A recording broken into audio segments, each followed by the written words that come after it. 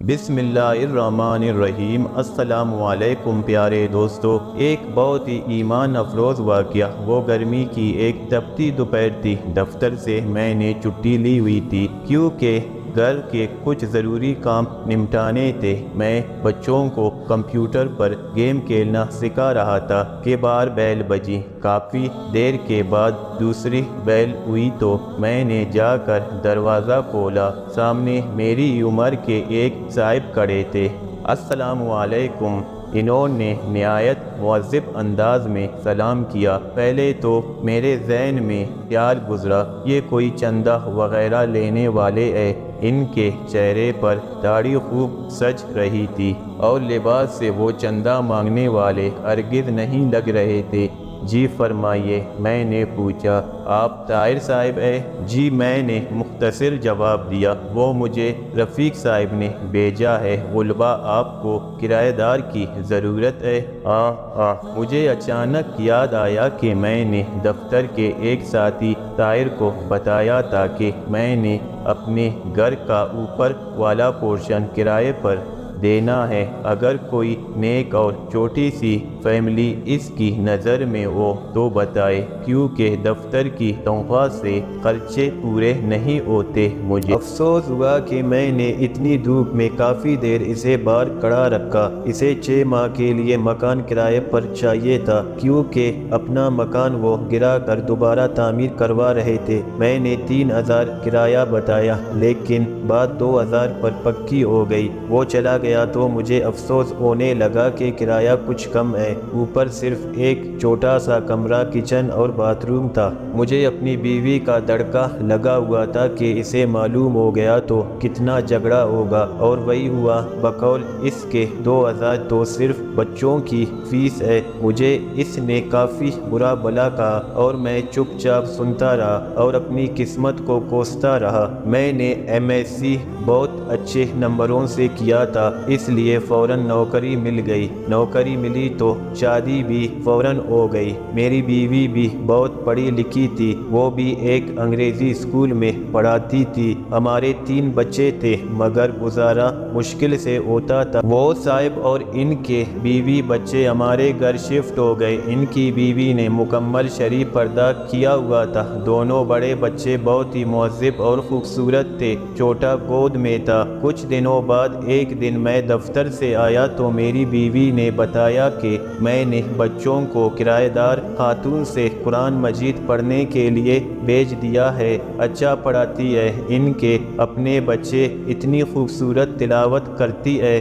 مزید کچھ دن بعد جب میں نے ان کے ایک بیٹے سے تلاوت سنی تو پہلی مرتبہ میرے دل میں خواہش ابھری کہ کاش ہمارے بچے بھی اتنا اچھا قرآن مجید پڑھے۔ ایک دن میں باہر جانے لگا تو اپنی بیوی سے پوچھ ہی لیا کہ وہ پارلر جائے گی تو لیتا چلوں، کیونکہ پہلے تو 2 مہینے میں 3-4 مرتبہ پارلر جاتی تھی اور اس مہینے میں ایک بار بھی نہیں گئی تھی۔ اس نے جواب دیا کہ پارلر فضول خرچی ہے۔ جتنی خوبصورتی چہرے پر 5 بار وضو کر کے نماز اور تلاوت سے آتی ہے، کسی چیز سے نہیں آتی۔ اگر زیادہ ضرورت ہو تو گھریلو استعمال کی چیزوں سے ہی چہرے پر نکھار رہتا ہے۔ ایک روز میں کیبل پر ڈرامہ دیکھ رہا تھا تو میرے چھوٹے بیٹے نے مجھے بغیر پوچھے ٹی وی بند کر دیا اور میرے پاس آ کر بیٹھ گیا۔ بابا، یہ بیکار مشغلہ ہے، میں آپ کو اپنے نبی حضرت محمد صلی اللہ علیہ وآلہ وسلم کا ایک واقعہ سناؤں۔ مجھے غصہ تو بہت آیا، لیکن اپنے بیٹے کی زبانی جب واقعہ سنا تو دل بھر آیا۔ یہ تمہیں کس نے بتایا؟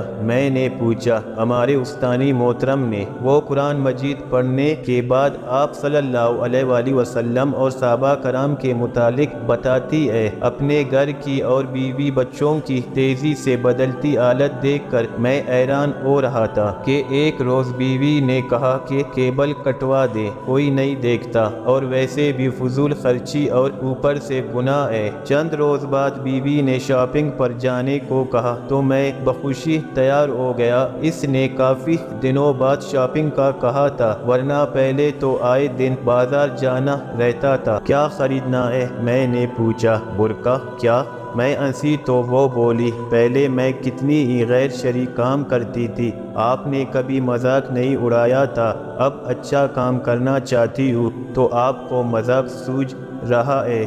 میں کچھ نہ بولی۔ پھر چند دن بعد اس نے مجھے کافی سارے پیسے دیے اور کہا فریج کی باقی قیمت ادا کر دے تاکہ مزید قسطیں نہ دینی پڑے۔ اتنے روپیوں کی بچت کیسے ہو گئی؟ بس ہو گئی۔ وہ بھی مسکرائی۔ جب اللہ تعالیٰ کے بتائے ہوئے احکام پر چلنے لگے تو برکت خود بخود ہو جاتی ہے۔ وہ کرایہ دار خاتون نے بتایا ہے۔ سکون میرے اندر تک پھیل گیا۔ میری بیوی اب نہ مجھ سے کبھی لڑی نہ شکایت کی۔ بچوں کو وہ گھر میں پڑھا دیتی ہے، خود بچوں کے ساتھ قرآن مجید توجہ سے پڑھنا سیکھ رہی تھی۔ وہ خود نماز پڑھنے لگی تھی اور بچوں کو سختی سے نماز پڑھنے بھیجتی۔ مجھے احساس ہونے لگا کہ نجات کا راستہ تو یہی ہے۔ پیسے اور آرائش سکون نہیں دیتا، اطمینان تو بس اللہ کی یاد میں ہے۔ مجھے اس دن 2000 کرایہ توڑا لگ رہا تھا۔ آج سوچتا ہوں تو لگتا ہے کہ وہ تو اتنا زیادہ تھا کہ آج میرا گھر سکون سے بھر گیا ہے۔